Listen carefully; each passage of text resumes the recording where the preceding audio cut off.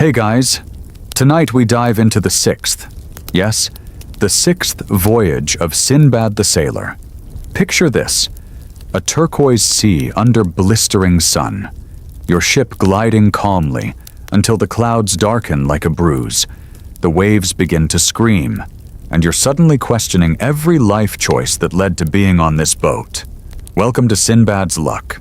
So, before you get comfortable, take a moment to like the video and subscribe. But only if you genuinely enjoy what I do here. And if you're still awake by the end, drop your location and local time in the comments. I always love seeing how far these sleepy stories travel. Now dim the lights, maybe turn on a fan for that soft background hum, and let's ease into tonight's journey together. You're in Baghdad, again, telling stories and spending money like it grows on palm trees. Your last voyage left you richer than most small kingdoms, but restlessness is a disease you never quite recover from. So when you hear of a merchant ship bound for a land with pearls as big as your fist, you pack your things. No lessons learned, no therapist consulted, just vibes and a lightly cursed sea breeze. The journey begins peacefully.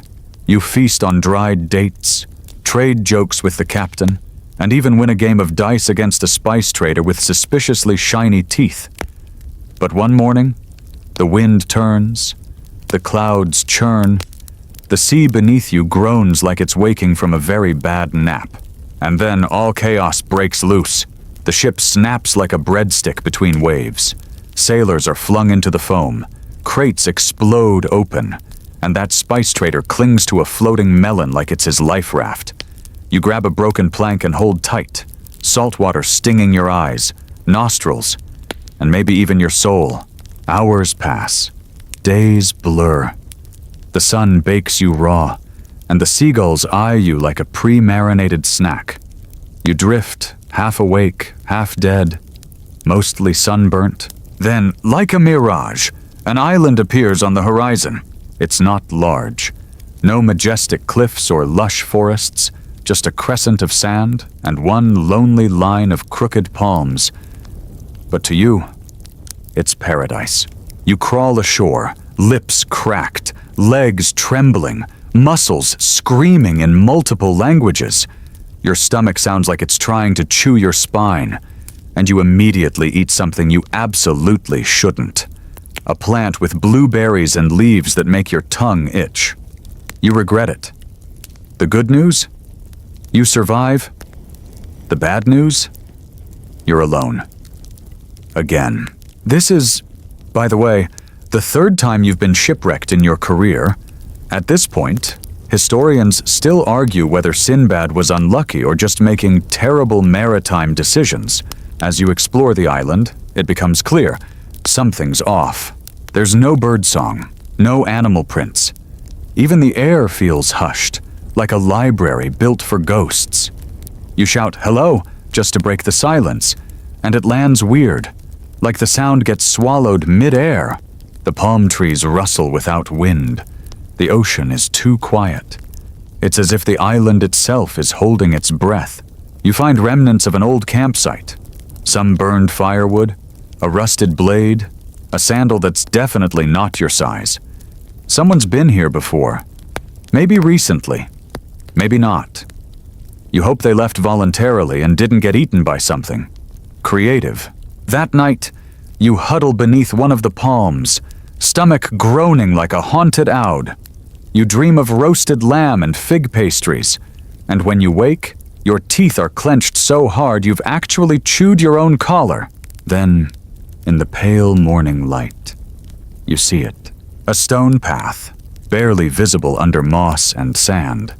It winds from the edge of the beach toward the trees. Not natural, definitely not recent. And yet, it's the first invitation you've had in days. So, of course, you follow it, and this, dear traveler, is how your sixth voyage truly begins, not with a bang, but with a whisper. A path through silence, a nudge from fate, or maybe just really bad decisions wrapped in curiosity. Either way, your feet are moving, and nothing will be the same again. The stone path leads you into a forest that feels like it's been stitched together from a dream you can't quite remember. The trees here aren't tall, but they lean in unnaturally close, like they're conspiring. Moss climbs their trunks in thick, velvety drapes, and though the sun is rising behind you, the canopy swallows the light whole. Shadows flicker, but no birds dart through the branches. No chirps, no rustles, no buzzing flies. It's so quiet. You can hear your heartbeat in your ears, and it's louder than it has any right to be.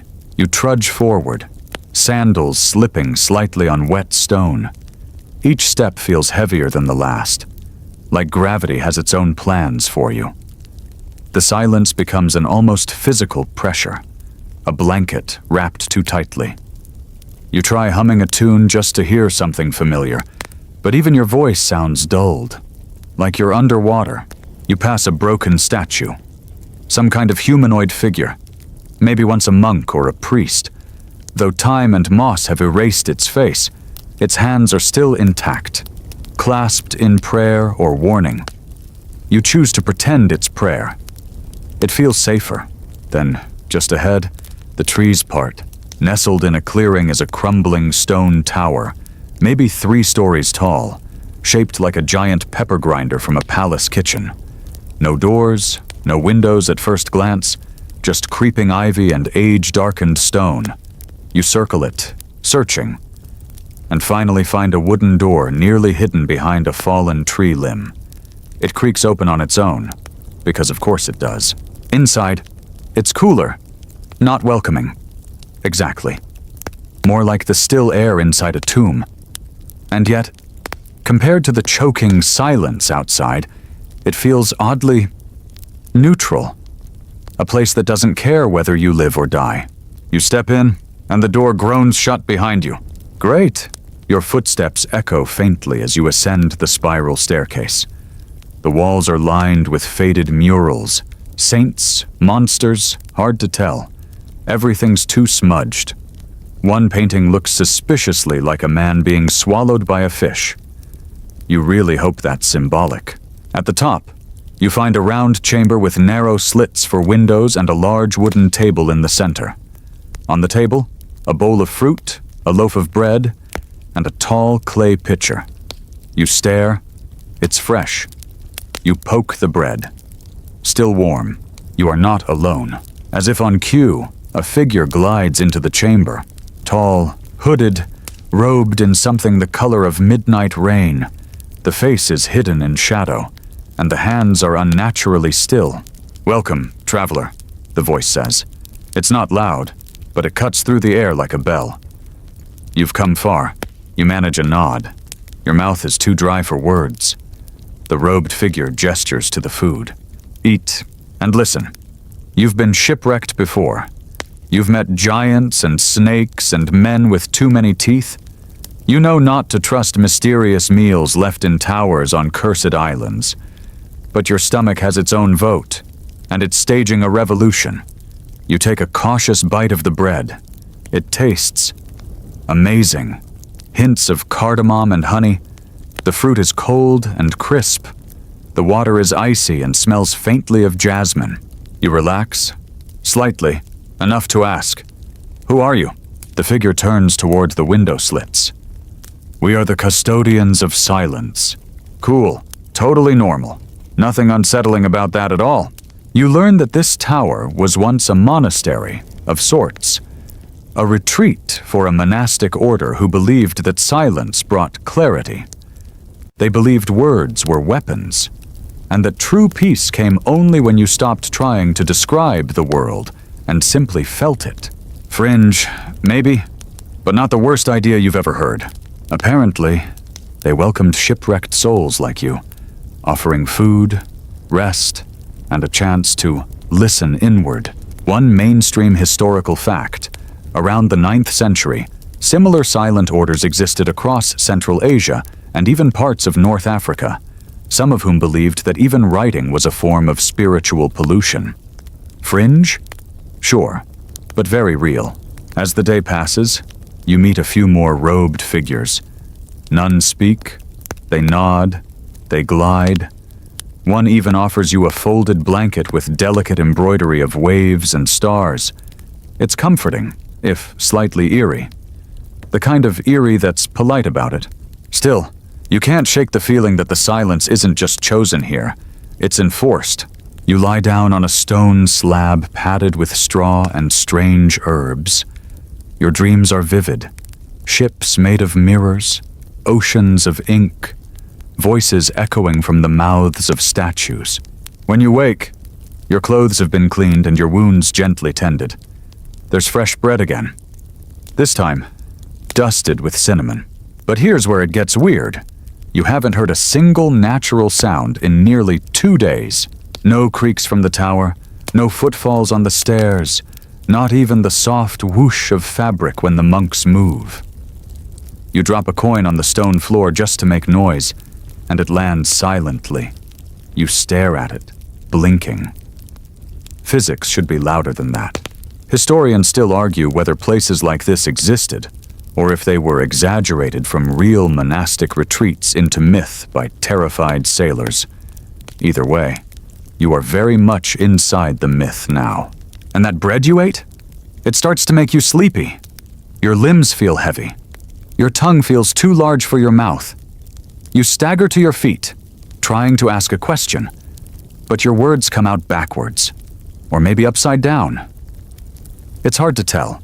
The last thing you see before the darkness takes you is the face of one of the monks. It has no mouth. You wake to darkness and the sound of your own breath, finally audible again. It's ragged, uneven, like you've just climbed 10 hills in a row while being chased by debt collectors. You blink rapidly. No tower ceiling, no monks, just stone above you, moist and cracked. You're underground.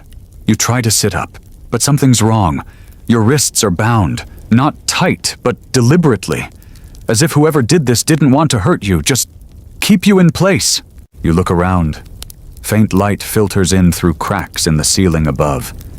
You're in a chamber, maybe 10 paces wide, with a low ceiling and slick walls. It smells like damp cloth and old onions. Around you lie others, some conscious, some not. One of them groans. A merchant, by the looks of him. Silk sash, rings on every other finger. The mustache of a man who once owned a ship but no longer does. "Where are we?" you whisper. He gives a dry chuckle. "Welcome to the pantry." You don't laugh. He doesn't laugh again either. According to him, this isn't just a monastery, it's a trap. The monks aren't monks. They're caretakers. And the tower is bait. Anyone shipwrecked, lost, or curious enough to wander inland eventually finds it. Everyone gets the same routine.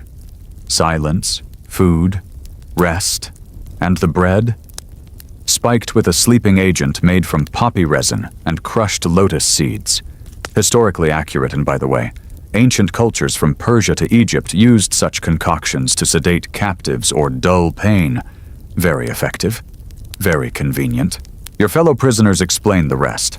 After a few days, the victims are transferred, down here, and then, one by one, they're taken. No one knows where. No one comes back. Lovely. You're not chained to the wall or locked in an iron cage. You're simply too weak to run. That somehow is worse. They want you strong enough to move, but not strong enough to resist. At some point, you hear something that makes your stomach flip. Footsteps. Not shuffling, not hurried. Deliberate. A trapdoor creaks open above, and a figure descends. A monk, or whatever they are, hood still drawn, moving with unnatural grace. In one hand, a wooden staff. In the other, a small, black bowl. He walks slowly along the line of prisoners. When he reaches the merchant, he stops, tilts the bowl slightly, and a red powder spills out like sand. The merchant begins to convulse. You shout, loud, angry, totally unsilent, but no one seems to hear you. Or maybe they just don't care. The monk turns his hooded face toward you. There's no mouth, no eyes, just skin stretched smooth and tight, as if someone sculpted a face and forgot to finish it. You scream, no one answers. Eventually, the merchant goes still. The monk retrieves the bowl, climbs the stairs, and leaves. It's then that you make a decision. You are not staying here. You are not ending up as powdered garnish on someone's cursed dinner plate. One of the prisoners, a sailor with a limp and one eyebrow, whispers to you in the dark. He's been planning a way out. There's a maintenance shaft at the far end of the chamber, disguised by a heap of rotting blankets. The monks think no one can crawl through it. They're wrong. All you need is time, and strength, and a little misdirection. That night, when another monk appears, this one even taller, carrying a strange brass instrument that hums like bees in a bottle, you act. You pretend to collapse from weakness. And as the monk approaches, the sailor lunges. He doesn't kill the creature, he distracts it. That's enough. You scramble, your wrists still weak, but your legs working again. You wriggle through the crowd of prisoners, past the rotting blankets, into the narrow stone shaft.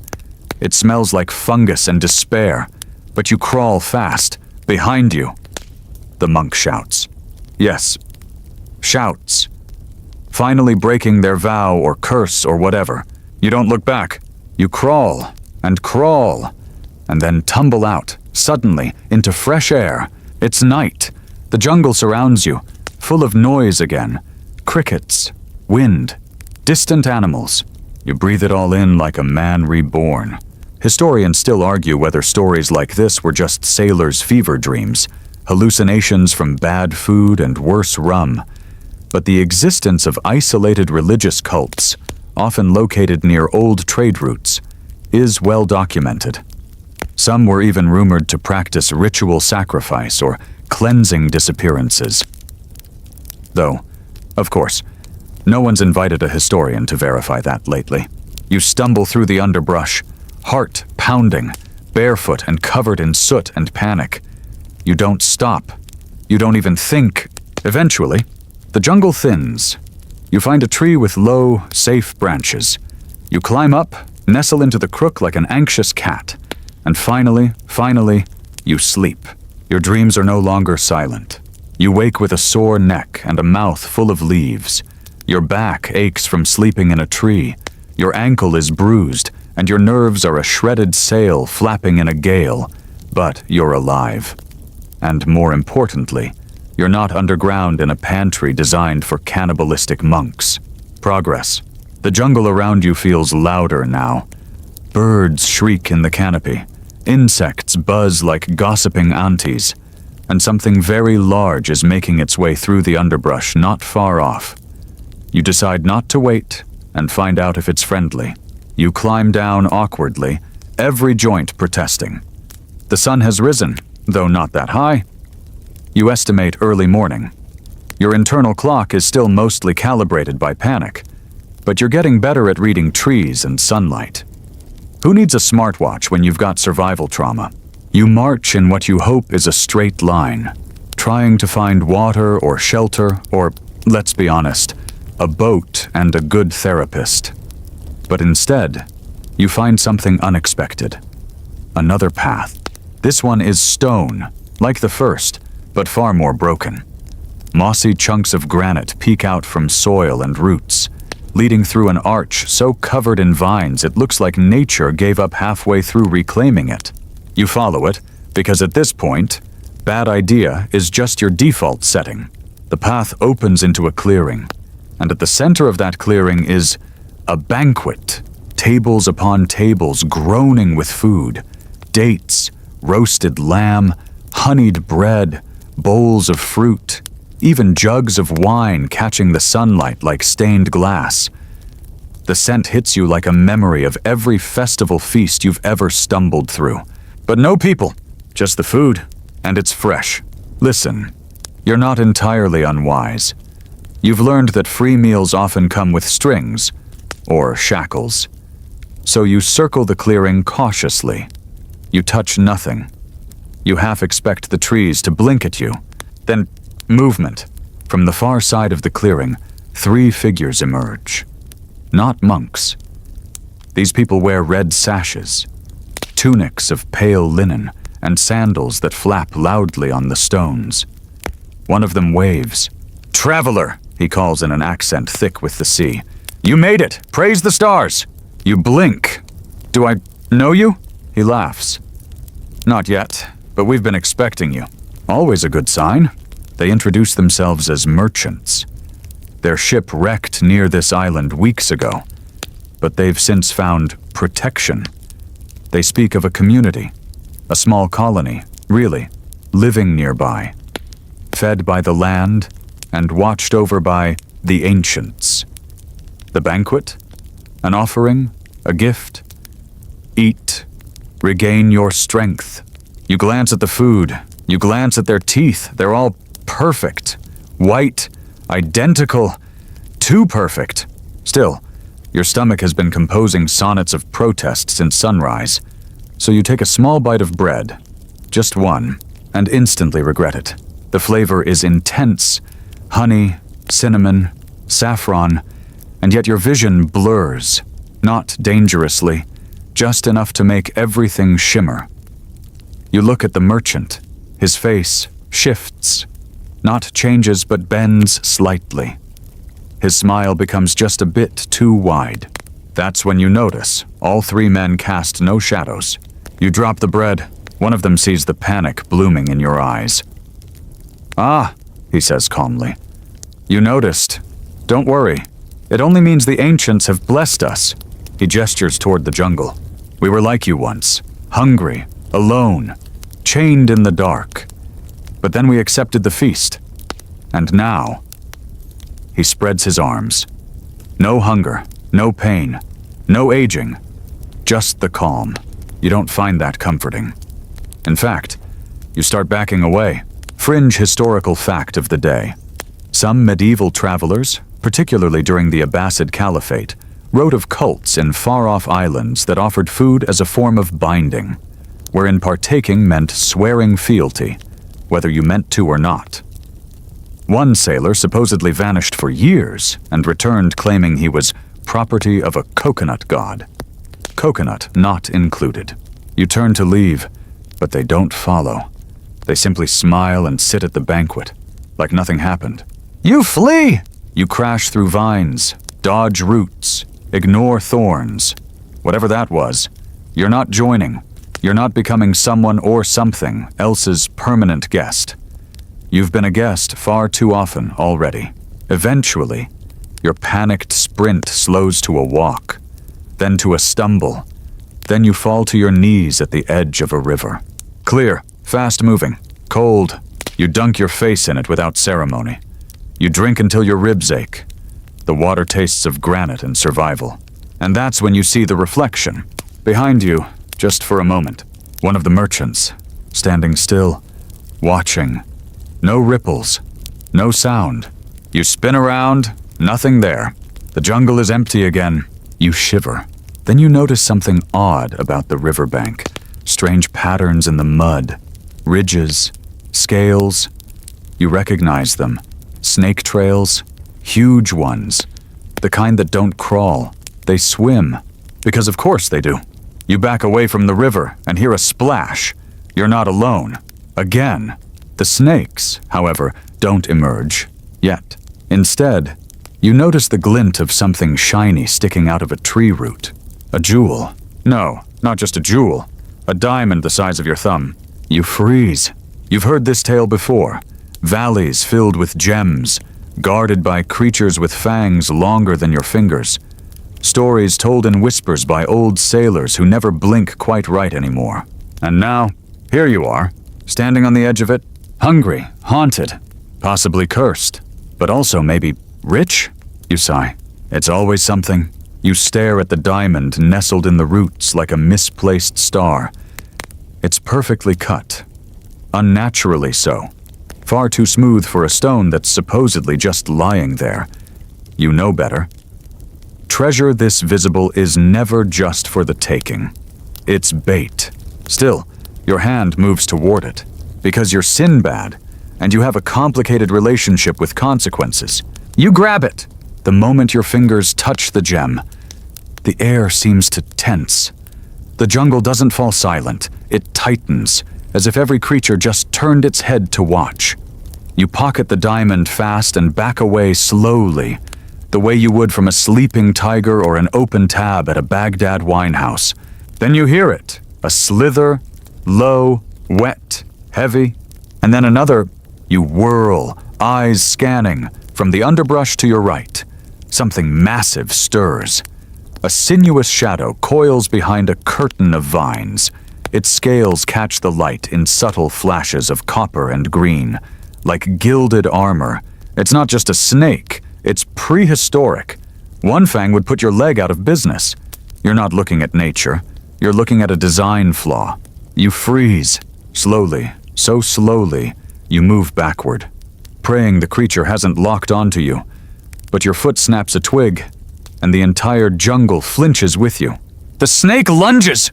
You dive into the river, not because you're a great swimmer, but because death by water feels slightly more negotiable than death by monster. The current grabs you like a panicked mother and hauls you downstream. You see branches, rocks, the blur of sky through leaves. And then something far worse. You splash into a clearing at the base of a ravine, and you see them. More diamonds, piles of them, scattered across the muddy shore like glittering pebbles. Some are as big as your fist. Others shine like glass teeth. You found the place from the stories. The Valley of Diamonds.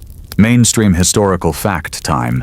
Several ancient writers, including Marco Polo and early Arab geographers, recorded legends of hidden valleys in the east filled with diamonds, guarded by snakes the size of ships. The local technique for retrieving the gems? Throw raw meat into the valley, birds would carry it off, and the diamonds would stick to the flesh. Practical, nightmarish, apparently effective. You don't see any birds, but you do see bones. Dozens, maybe more. This place isn't just a treasure hoard, it's a graveyard, still soaked and shivering. You crawl onto the mud and collapse. You keep one hand on your pouch, now rattling faintly with stolen stones. You should feel victorious. Instead, you feel like a walking warning label. Hours pass. Or maybe days.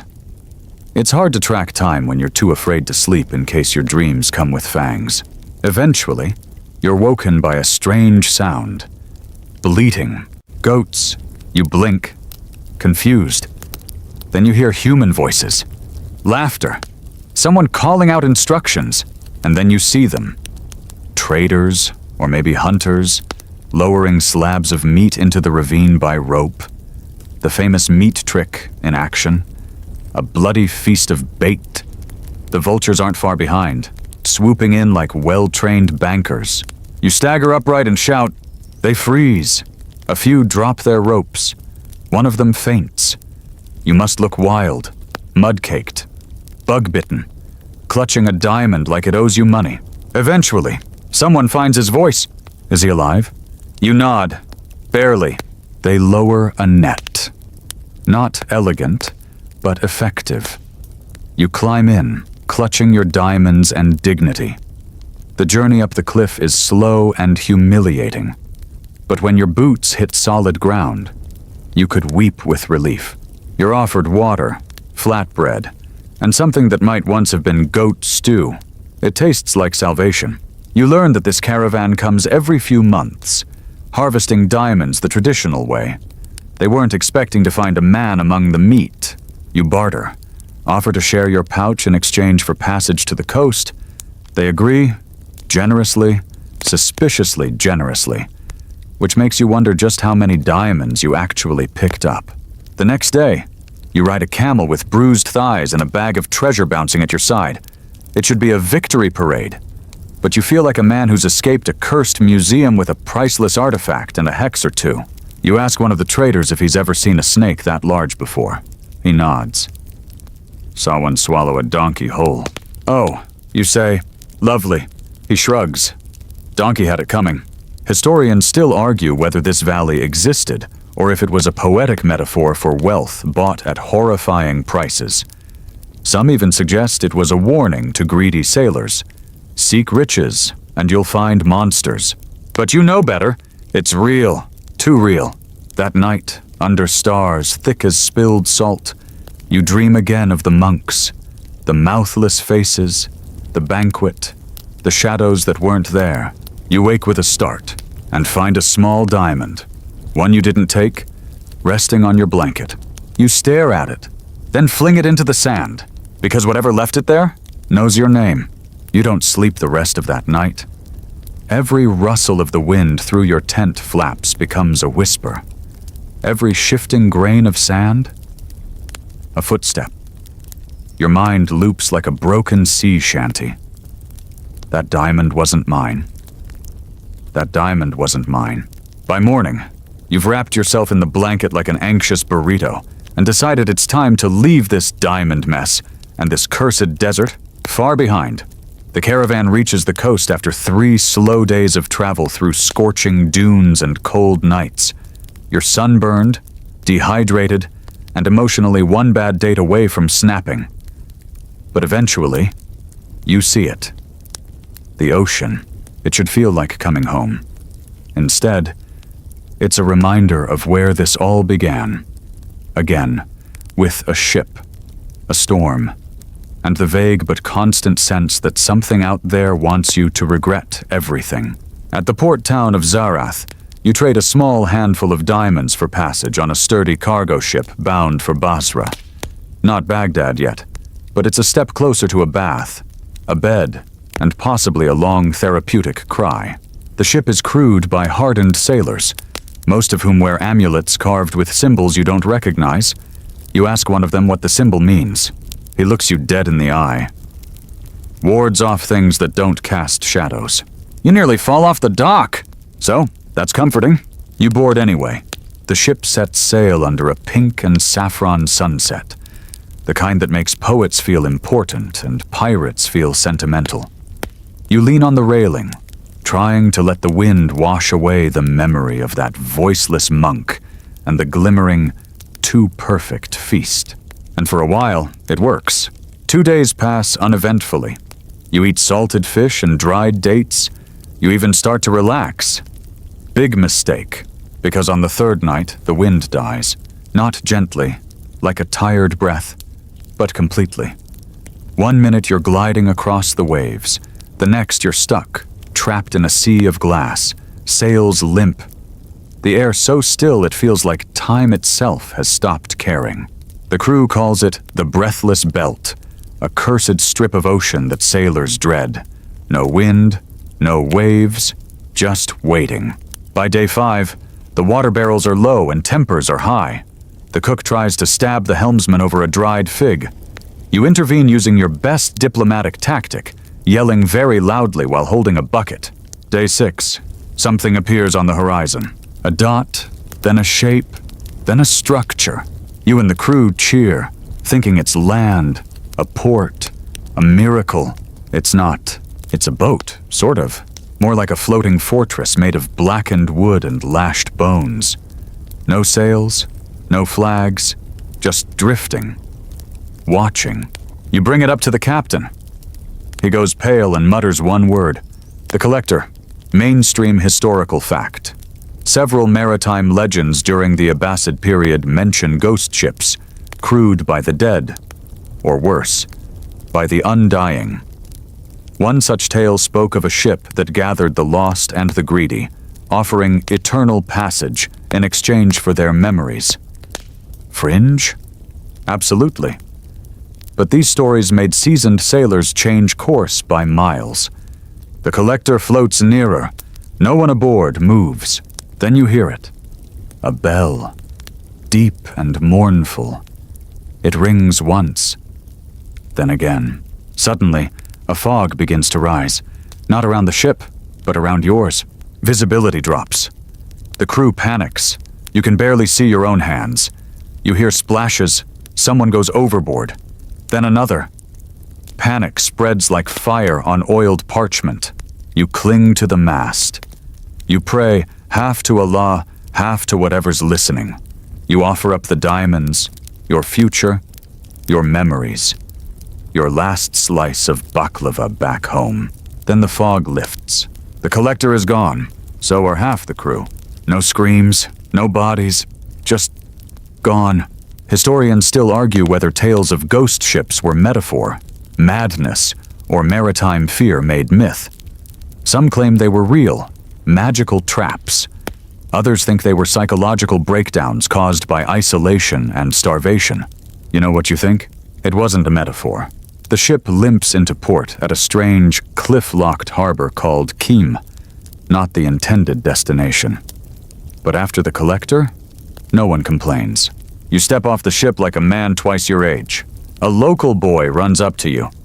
You're the one with the snake tooth in your pocket! You freeze. You have no snake tooth. At least, not intentionally.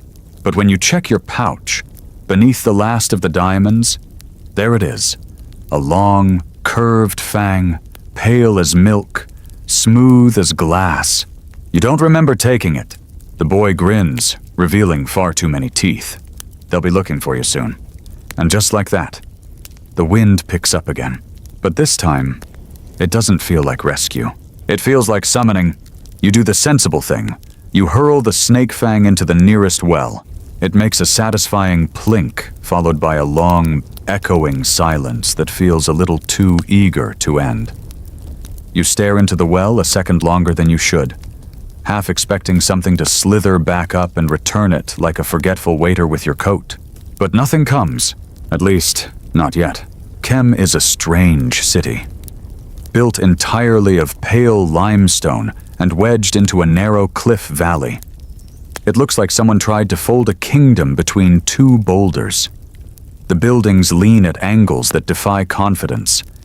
The alleys twist like puzzle locks. Even the air smells weird, half incense, half metal, with a hint of someone just whispered your name. You spend your first day recovering, avoiding water, mirrors, and especially curious children with too many teeth. On your second day, you meet a fellow traveler, a wiry man with eyes like burnt copper and a nervous twitch in his left shoulder. He calls himself Kadif. You share a drink and a story or two. Turns out, Kadif was once a map maker, lost everything to pirates who didn't appreciate the finer points of cartographic accuracy. Kadif mentions a nearby mountain pass, one that leads to the outer rim of an ancient, abandoned kingdom. Nobody goes there anymore, he says, with the exact tone of someone hoping you'll ask why. You do. He leans in. Because of the obsidian walls. Oh, good. Another terrifying destination. You've really missed those. According to Kadif, the kingdom was once ruled by a line of monarchs who could speak to the stars. Astronomer priests who used mirrors and polished black glass to track celestial omens. But centuries ago, something went wrong. The stars stopped answering. The priests sealed the city, and no one's heard from them since. But there's treasure, of course. Kadif has no interest in going. He's sane. You, however, are broke, still cursed, probably, and just supernaturally tired of not being rich. So you set out. You trek for 3 days through dry hills and echoing ravines, the wind constantly whispering secrets you're trying not to hear. Your camel dies on day 2. You don't ask why. You just bury it and keep walking. Finally, you reach it, the kingdom of the obsidian walls. The city rises from the earth like something grown rather than built. Every structure is formed from black stone, not just volcanic rock, but polished, reflective glass. It mirrors the sky above in strange distortions, warping the stars and moons into unrecognizable symbols. The gates are open. No guards, no chains, just an invitation written in shadow. You step inside and immediately feel the wrongness. There's no dust, no decay. Everything looks preserved, untouched by time. But there are no people, no birds, no sounds but your own heartbeat and the hollow echo of your steps. You walk through a plaza ringed with spires. Statues line the walls, tall, thin figures with elongated limbs and blank faces. Their hands are outstretched toward the sky as if begging the stars to return. The strangest part, there are torches still burning. You don't ask who lit them. You reach what seems to be the palace. A towering ziggurat carved from obsidian blocks so smooth they reflect your image like a mirror. But not exactly your image. The reflection moves a fraction of a second too late, blinks when you don't. You climb the stairs, feet echoing against stone like drumbeats of your own funeral march. At the summit, you enter a chamber filled with lenses and telescopes. Maps of constellations are etched into the walls, and at the center, seated on a throne of black glass, is someone. You freeze. The figure is human-shaped, clothed in dark robes that shimmer with symbols, none you recognize, and you've seen a lot by now. The face is concealed by a mask shaped like a crescent moon. "I've been watching you," the figure says. Of course they have. You ask who they are. "I am the last priest of the silent sky," they reply. "And you carry a curse that does not belong to you." You want to protest, but they stand, raise a hand, and suddenly that strange diamond you threw away? Yeah, it's in your palm again. Cold, shimmering. The priest tilts their head. It is a key and a price. They explain, sort of. The snake fang, the shadowless people, the monks, all connected. Not working together, exactly, but part of the same ancient pact between man and something far older. Something that listens from the dark between stars. Historians still argue whether the star priest cults mentioned in 10th century manuscripts were real or just poetic allegory. Some say they were early astronomers misinterpreted by storytellers. Others insist they practiced rituals meant to bind starlight, whatever that means. The priest draws a line in ash on the floor and says, "You must choose. Leave now and the curse will follow you. Stay and you may unmake it, but it will cost you your name." You don't even know what that means, but something tells you it's not metaphorical before you can respond. The obsidian beneath your feet shifts, not cracks. Shifts, like the city itself is breathing. You stagger. The reflection in the wall blinks independently now, mouth opening slowly in a silent scream. You bolt, down the stairs, through the plaza, past statues that have turned ever so slightly to face you. You don't stop until the city is a glittering wound on the horizon. And behind you, the diamond in your pouch starts to glow. The diamond no longer feels like stone. It pulses, not in rhythm with your heartbeat, but with something else. A distant rhythm, like drums buried under the sand, or footsteps echoing across centuries. You don't sleep that night, not because you're scared, you are, but because the stars above won't hold still. They flicker, shimmer, shift. Constellations blink out, replaced by unfamiliar ones. The sky rewrites itself while you watch. And the diamond? It hums in your pocket? You decide to keep moving. Back down the mountain path, across skeletal ridgelines and bone-dry riverbeds, avoiding any reflective surface, shadow, or overly friendly beetle. You've had enough surprises. A few days later, starving and sleep-deprived, you stumble into a small encampment. Traders from the west. They offer you food in exchange for stories. You give them the polite, edited version. No curses. No obsidian cities. No masked priests whispering prophecies. But one of them, a woman with ink-stained hands and a curious tattoo of a compass around her neck, listens too closely. She introduces herself as Najra, a scholar of pre-imperial transmissions. You have no idea what that means, and you don't ask. She tells you she's been following rumors of a moving city, one that appears only under a shifting firmament. Your stomach drops. You show her the diamond. She gasps, almost drops it. Then she laughs, a short, incredulous sound that turns into coughing. "This," she says, "is one of the inverted keys." You nod as if you understand. You don't. Najra explains, according to fragmented texts from the Temple of Uz, There once existed a map, not of land or sea, but of reality itself. This map was hidden inside a series of inverted spaces, locked away in artifacts forged from fallen starlight. The keys were scattered. Most were lost.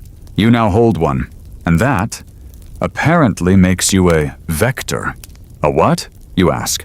A carrier, she says. You're not just holding the key. You've been rewired. It's not just in your pocket anymore. It's in your story. You're starting to regret a lot of life choices. Nadra wants to help, or study you, or both. She says if you want answers, real ones, you'll need to travel to the Whispering Steppe, a cursed plateau where sound carries for miles, even in silence. That's where the vault of Namaru is said to be hidden. It's not a place people go to. It's a place they get lost inside. Naturally, you agree. Because why not add voice-stealing desert to your adventure resume? The journey takes weeks. Your dreams become more vivid. You wake each night with someone else's memories. A soldier in an obsidian war. A child staring at falling stars. A woman chanting numbers into a bowl of blood. You stop questioning it. You just write it all down. Finally, you reach the steppe. It's wrong. The air is too still. The sky too bright. Footsteps make no sound, but every whisper travels like thunder. Nadra covers her mouth with cloth and walks in silence. You do the same. At the edge of a dry basin, you find it. The vault. Not a structure, a spiral, a great depression in the earth lined with dark stones that hum at your approach. Nadra clutches your arm. It's listening, she says. You descend together. Each turn of the spiral feels longer than the last. Time stretches, space contracts, gravity tilts. You reach the center. There is no door, just a mirror. But not one that shows your reflection. It shows futures. One version of you is rich, ruling over cities of crystal and bronze. Another is older, hunched, writing warnings on cave walls. Another is falling, endlessly, into a sky that's below instead of above. Then one more reflection. You, now, holding the diamond. Behind you, a shadow, tall, faceless, wearing a mask shaped like the crescent moon. The mirror shatters, and you hear a voice, not in your ears, but in your bones. You cannot outrun the name that was taken. Nadra grabs your hand. We have to go. You run, again. The spiral collapses behind you, stones turning to dust. The steppe howls. And you realize something. You still don't know what's chasing you, but it remembers you. The wind follows you back from the steppe. Not just wind, voices, carried on currents that weren't there before. Even Nadra hears them now. She walks ahead, muttering protection sigils under her breath. But her eyes won't meet yours anymore. You no longer feel like a traveler. You feel like an event, something that happens to the world, not something moving through it. The diamond has changed again. Now it's warm. It pulses with a rhythm too slow to be a heartbeat, but too alive to be anything else. You've tried wrapping it in cloth, in salt, in words. Nothing helps. It wants to be seen. You don't show it to anyone else. Nadra suggests you head toward the Library of Sand, an ancient collection of memory threads buried beneath the ruins of a drowned city. According to her, it's where the names of things are stored, encrypted in dust. You ask her what exactly you're looking for. A name that was stolen from you, she says. That's what the vault said, right? You nod. You haven't told her the whole truth. About the reflection. About the masked shadow. You're afraid if you say it aloud, it might hear you again. The journey south is merciless. Sandstorms rise and fall like beasts, swallowing oases and swallowing stars. One night, Nadra vanishes. No tracks, no warning, just silence. You search for hours, days maybe. Eventually, you find a bundle of cloth and ash shaped like a human, her compass tattoo scorched into the sand. You scream into the void. The sand answers, not in words, but in understanding. You're alone now, and still it follows. The library is not marked on any map. It finds you, one evening, while resting beneath the fossilized remains of a giant winged lizard. The sand beneath you opens like a blooming flower. You fall, not down, but inward. Your body stretches. Your memories rearrange. You land softly. Somehow, you are inside a cavern of still air and whispering walls. Scrolls drift through the air like jellyfish. Books with no pages flicker in and out of being. Glass orbs roll themselves into corners when you pass. In the center, a pillar of smoke, inside which dances a symbol, an eye, watching itself. You approach. The pillar doesn't burn. Instead, it asks, not in language, in memory. It wants you to give up a moment from your life. Something real, something that hurts. You give it the day your sister died. Not the grief, the sunlight, the color of her shawl, the way her laugh cut through the silence of the morning. You give it everything. The pillar accepts and offers something in return, a phrase burned into your skull. You are not the first.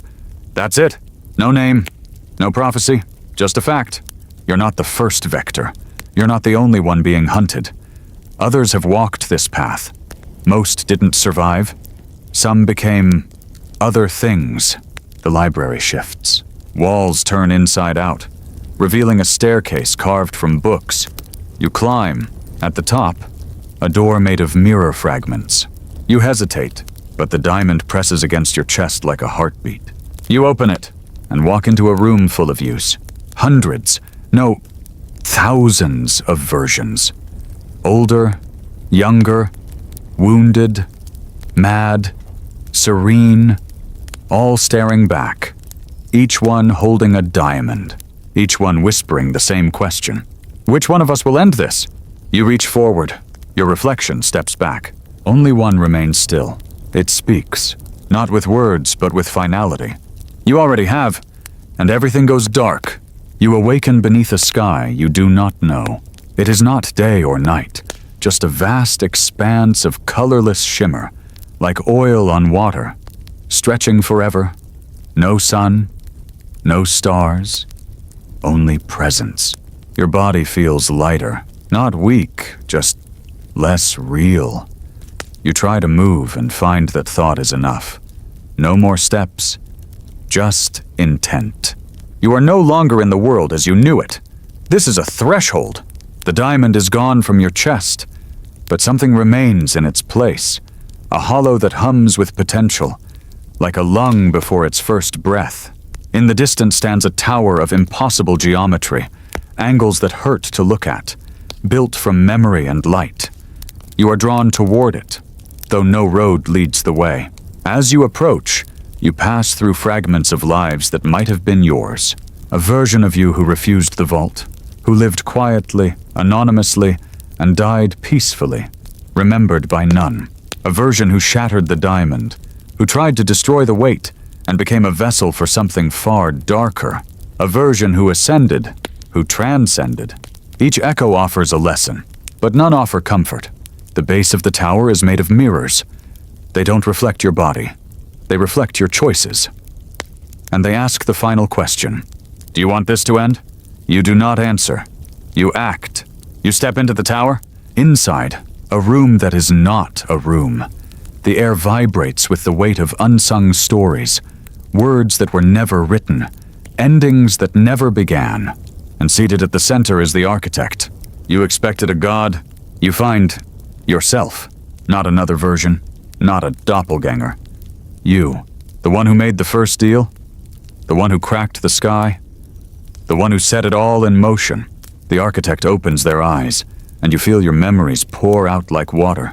They smile, not kindly, not cruelly, but with relief. You made it, they say. Finally. You ask them what this is, what you are. They tell you the truth. You were never cursed. You were chosen, not by destiny, by design. Someone had to carry the memory forward. Someone had to be the record, the key, the mirror. And you said yes. Once, long ago, they offer you a choice. You can end it, collapse the lattice, let the cycle conclude, forget everything, let the world return to ignorance. Or you can become the next architect. Remember it all, guide the next one, carry the weight. You look at your hands. You remember every version of yourself, screaming in the dark, begging for peace. And then you decide. The reader never hears your choice. All that is known is this: the tower still stands, the wind still whispers, and somewhere, in the place between places, a traveler awakens beneath a sky they do not know, clutching a diamond that hums like a heartbeat. And the story begins again.